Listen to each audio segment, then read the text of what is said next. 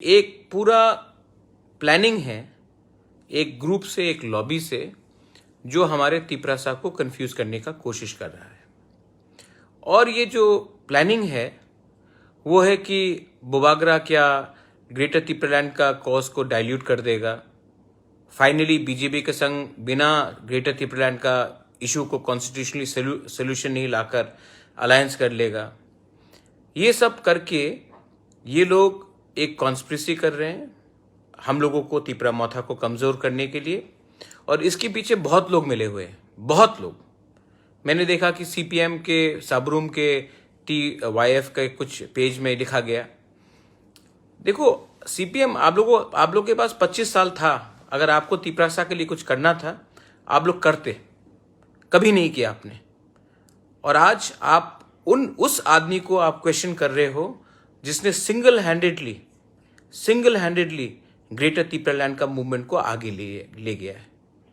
मैं सबको एक बात बोलना चाहता हूं, मैंने कहा था कि गवर्नमेंट ऑफ इंडिया पैकेज देने से क्या होगा, वो पैकेज का पैसा कॉन्ट्रैक्टर के पास जाएगा, वो पैकेज का पैसा मंत्री के पास जाएगा या MDC के पास जाएगा या फिर पॉलिटिशियन के पास जाएगा।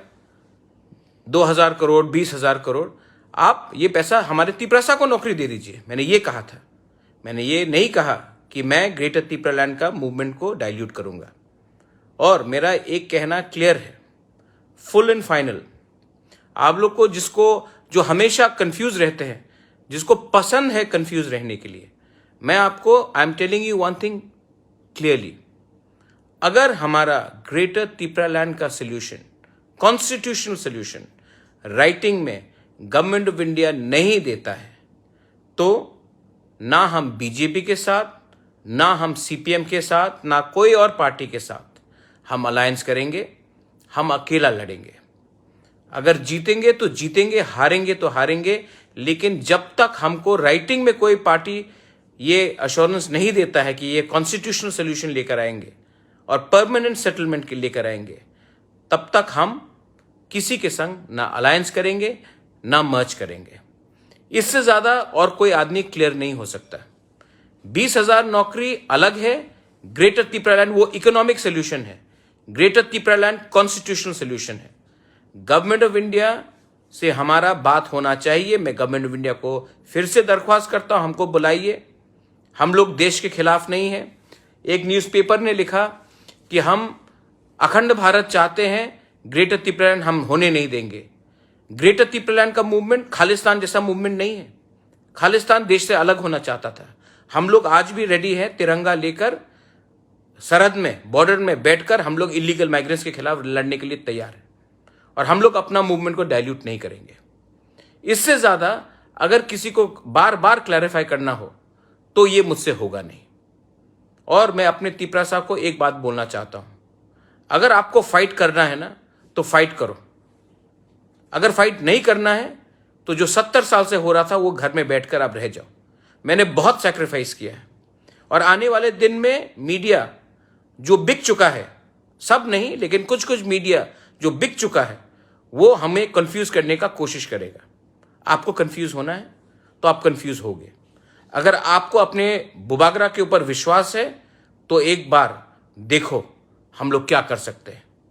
ये मेरा क्लियर मैसेज है कि हम अपने constitutional, social, cultural, constitutional demand से नहीं हटेंगे जब तक कोई राइटिंग में हमें नहीं देता है ग्रेटर तिपरालैंड। अब इसके बाद अगर तब भी आपको हमारे ऊपर विश्वास नहीं है तिपरासा लोग, तो जाओ वोट करो बीजेपी को, जाओ वोट करो कांग्रेस को, जाओ वोट करो सीपीएम को। और 70 साल से जो हो रहा था वो होते ही रहेगा और आप लोग रोते ही रहेंगे।